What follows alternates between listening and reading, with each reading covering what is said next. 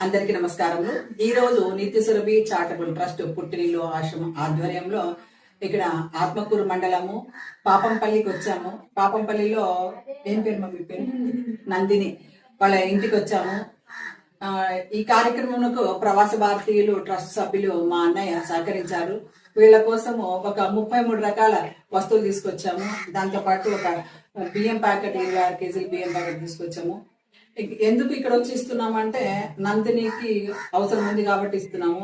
ఆమెకి 2 అమ్మాయిలు, అలాగే వాళ్ళ నాన్నగారిని కూడా ఈమె చూసుకోవాలా, ఆమెకి అమ్మలేరంట.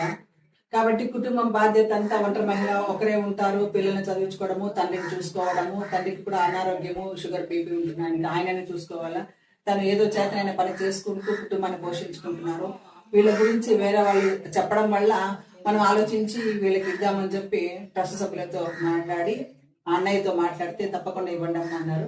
అందుకు ప్రవాస భారతీయులు మా అన్నయ్యకు భగవంతుడు ఆయుర ఆరోగ్య ఐశ్వర్య శ్రీ సంపద సమస్త శుభాలు వారి కుటుంబానికి చేకూర్చాలని మనస్ఫూర్తిగా, మొన్ననే సుజయ్ బర్త్డే జరిగింది, ఆ అబ్బాయికి కూడా మంచి జరగాలని మనస్ఫూర్తిగా మేము ట్రస్ట్ తరపున